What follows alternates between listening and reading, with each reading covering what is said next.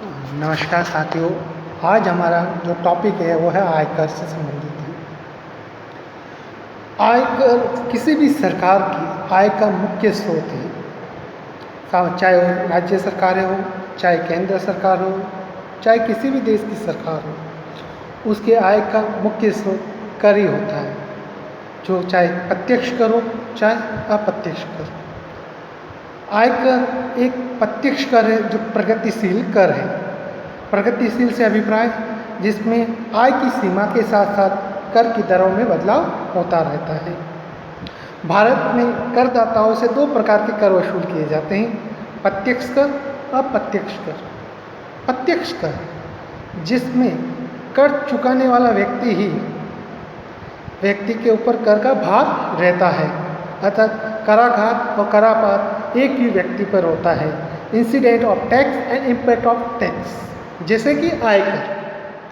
दूसरा कर होता है अप्रत्यक्ष कर, जिसमें चुकाता कोई और है, वसूल किसी और से किया जाता है। जैसे दुकानदार द्वारा ग्राहक से किया गया वसूल और चुकाया दुकानदार द्वारा जाता है, जैसे कि सेवा कर। यदि भारत की बात करूं, भारत में कर की शुरुआत ऐसे बहुत पुरानी है।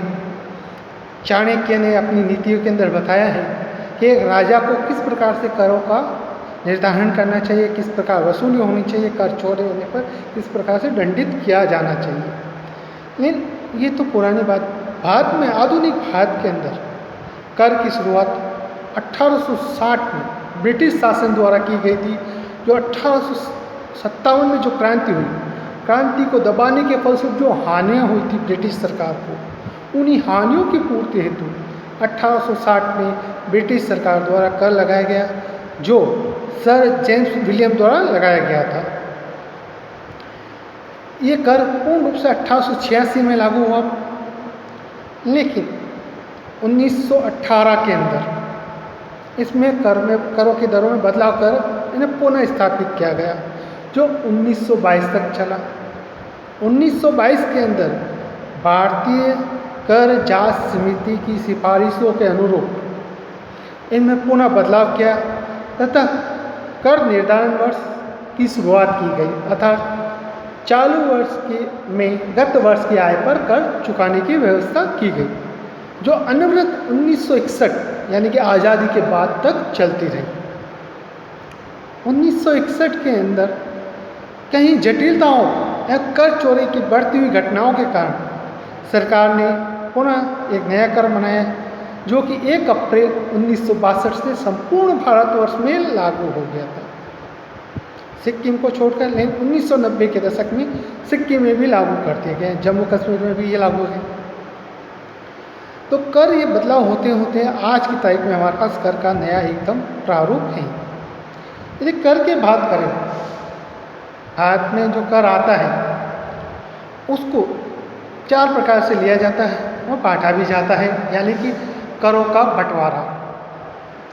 एक पहला कर आता है केंद्र सरकार द्वारा ही लगाए गए और केंद्र सरकार द्वारा ही वसूल किए गए, अर्थात वो कर केंद्र सरकार के पास ही रह जाते हैं, जैसे निगम कर। अन्य करों की मैं बात करूं, दूसरे कर वे कर जो एकत्रित के लगाए केंद्र सरकार द्वारा जाते हैं, एकत्रित राज्य सरकार द्वारा किए जाते हैं, जैसे आय और एकत्रित किए जाते हैं राज्यों के अंदर, उनके हिस्सों को बांट दिया जाता है। केंद्रीय उत्पाद शुल्क। थर्ड, जो केंद्र द्वारा लगाए जाते हैं और राज्य द्वारा ही एकत्रित प्रयुक्त किए जाते हैं, उत्पाद शुल्क। चौथे, वे कर जो लगाए और एकत्रित केंद्र सरकार द्वारा किए जाते हैं, लेकिन उनको राज्यों में बांट दिया जाता है, जैसे स्टाम्प शुल्क।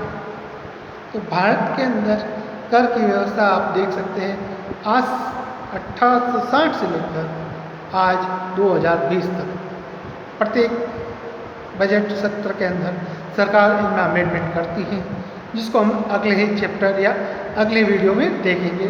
धन्यवाद, जुड़े रहिएगा।